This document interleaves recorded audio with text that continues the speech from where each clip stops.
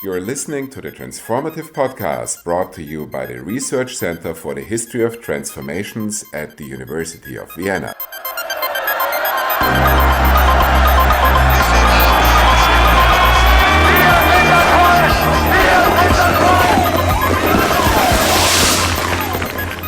Hello, I'm Dr. Sheng Peng, a historian at the Research Center for the History of Transformations, University of Vienna.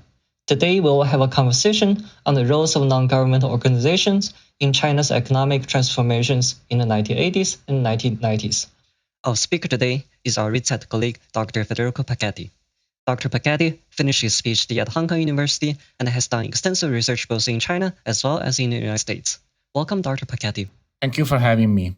Can you give us a general political and economic historical background of your research? Yes, sure. So as you said, I received my PhD from the University of Hong Kong with a dissertation exploring the assistance that many American institutions and also international financial institutions provided to China during the 1980s. As we all know, in the late 1970s, China started to open up and implementing a reform process of its economy, launched by famously Deng Xiaoping in 1978.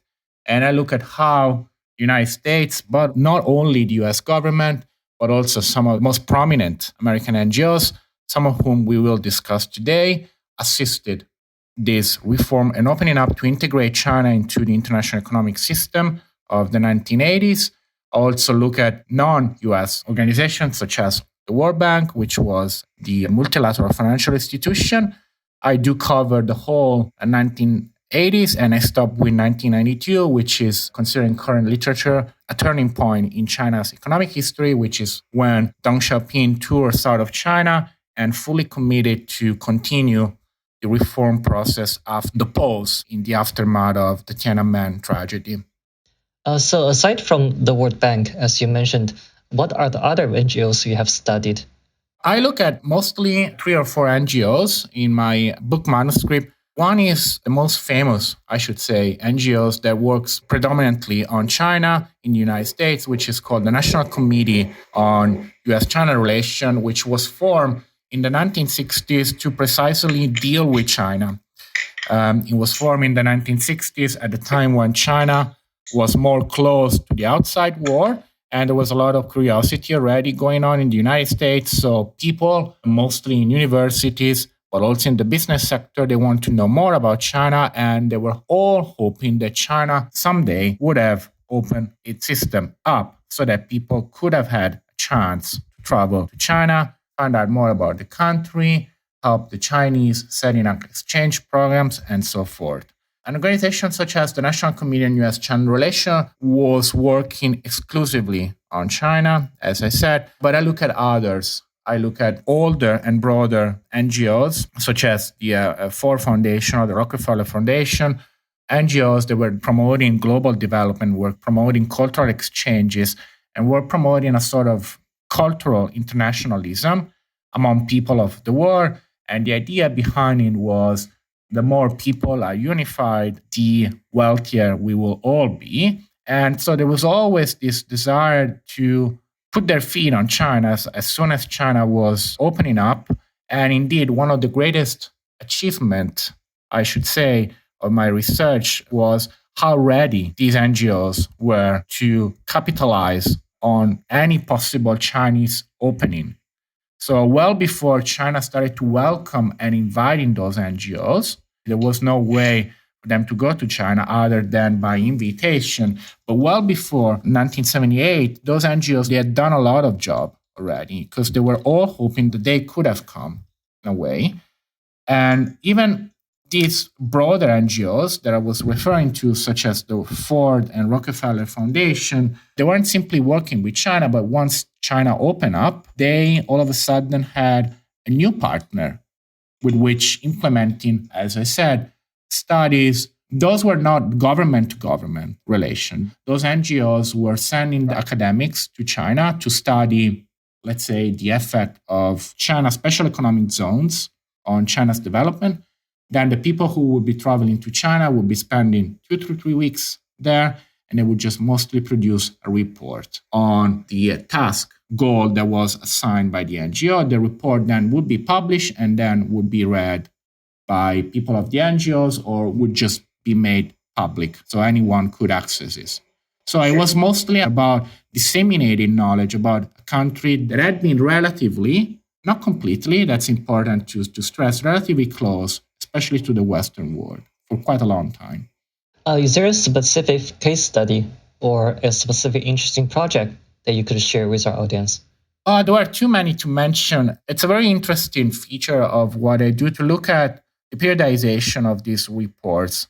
When I went to the archives, I found a very interesting fact, which was as soon as China opened up in the late 1970s, the early reports that those NGOs produced or the early exchanges in which people of those NGOs would meet up with a Chinese entrepreneur or a local politician or a provincial party cadre, the early reports were all very positive and enthusiastic about the future of China. And the idea behind it was that China was implementing free market reforms, even though within a framework of an economy that remained fully centralized.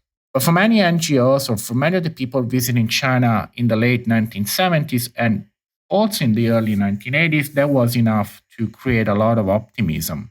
Many of NGOs also harbored the desire that if China changed economically by introducing, for example, the contra responsibility, by opening up trade, by allowing profits to be reinvested, this would have magically somehow also created a more fertile ground for political reforms.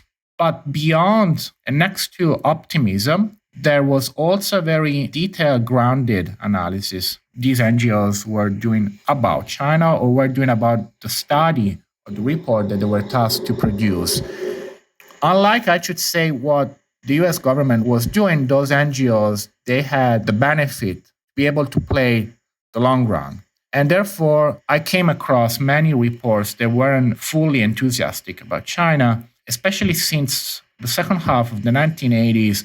China did continue to implement free market reforms, but things weren't going so well as many would hoping for. And so, for example, now I'm just reading something that Nicolas Lardy, who's a very famous expert on China's economy, reported to the National Committee on US-China Relations in 1987. There were a lot of expectation that millions of Chinese people would have bought American goods and consumer. But the early growth of the early 1980s, as Lardy reported, was predominantly driven by a once-for-all sources of growth, particularly in the area of agriculture. And this is just one of the observations that I came across made by China experts that are still very much alive today, who realized that China's path towards a free market economy, if that was ever the goal, and we can also discuss about it, probably wasn't. But if that was the goal, it was a very long one to achieve. And still, for example, the National Committee on US-China Relations noted in the late 1980s how it was not evident that the introduction of free market elements within the centralized economy would be necessarily creating positive aspects. For example, in the mid-1980s, the National Committee observed that state-owned enterprises still account for more than 80% of the total economy of China. So their expectations were also being adjusted through their experiences on the ground. Yeah, I think they learned how to be flexible. When they went to China for the first time, they were hit by this desire that they were visiting a country that was in the midst of a brutal change. But then as they knew more, they also started to appreciate all the nuances. And they also understood something that was crucial for China, that China was implementing economic reforms in a very gradual manner. And indeed, we're using the term gradualism to describe the feature of Chinese economic reforms. China did not adopt a free market economy overnight, and the success, it is now known, of China's economic reform mostly lied in the gradual approach that was implemented with those reforms as well. So there was a lot of optimism to begin with, which was then transformed into a more sort of prudent stance. And I think this goes to the credit of NGOs. Somewhat they were able to learn from their past mistakes. They weren't simply reporting that everything was going well. They were also reporting what, in their opinion, could have been done better. Even though another point of my research is also to stress that the work that these NGOs were doing was not prescriptive. So they were not dictating China what to do and what not to do, alone the fact that China would not have permitted to be dictated what to do. So there was obviously some genuine interest that if China was going to change economically or politically, this could have also created benefits for the United States. But there was also some genuine and honest curiosity to know more, indeed, the word knowledge about a country that was close to the Western world for so long. So it was always work in progress, and it was step-by-step approach, if you wish, not only on the side of China, but also on the side of NGOs to learn more about China and to link people together. So many NGOs must already had rich experiences in market economic reforms before they went into China, for example, the World Bank. So what was the role of the World Bank in China in this period?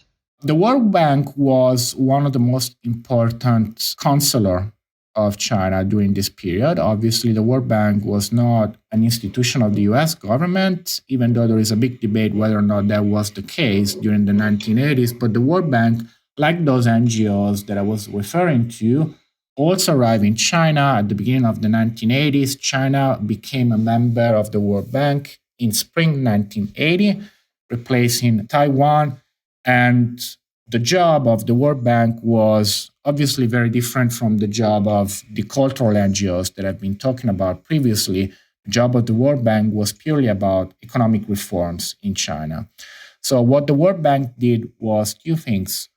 One, they started to produce studies and reports about the Chinese economy. And B, they started to lend money to China. In order to lend money to China, it was necessary to produce reports to China in which the World Bank also studied China's economic past. And quite surprisingly, I found in the archives that the World Bank was also quite able to praise some of the successes achieved during the socialist period, and so provided a quite honest assessment of what China had done well until 1980 and what China could and should have done to create a more efficient economy.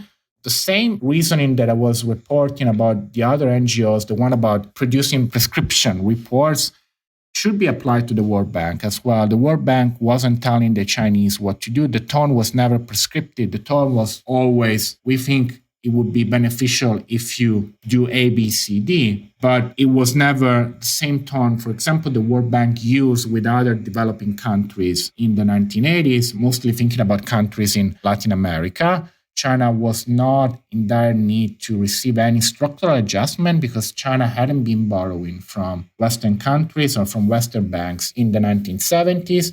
So the World Bank found a country that was mostly solid in macroeconomic condition. And the World Bank was producing reports that were being used to give China some money that China would be investing in some projects that were also co-sponsored by the World Bank. For example, the first loan the World Bank ever gave to China in 1981 was given for Chinese education. Loans were also given to Chinese agriculture, Chinese ports, Chinese industry. And the efforts behind this loan was to help China to achieve economic modernization as soon as possible. But as in the case of NGOs, it is always important to stress the fact that China has always remained the main agent of its own soil and of its own destiny. So the World Bank also took a very flexible, prudent approach with China. Many officials in the US government at the time were also interested in development in China. Were they also working together with NGOs? That's a good question. It's hard to find sources from the US side in which it would be evident that the US government would be implementing a kind of China policy as a result of what NGOs were telling the US government to do. And I suspect that the answer is no. In a nutshell, I just want to say that my research is about how China's integration into the global capitalist system of the 1980s was facilitated by those US and international institutions. And by doing so, I also aim to provide an alternative story of the global economy of the 1980s, which wasn't simply about free market and privatization and marketization. I aim to show how the flexibility displayed by all these institution actors towards China, towards the fact that China was going to remain a socialist country with a planned economy was fine. So there was a sort of genuine desire on the side of these NGOs to be flexible. Thank you, Dr. Pachetti, for speaking with us today. Thank you. It was a pleasure to be with you. You have been listening to the Transformative Podcast produced by RECET in Vienna.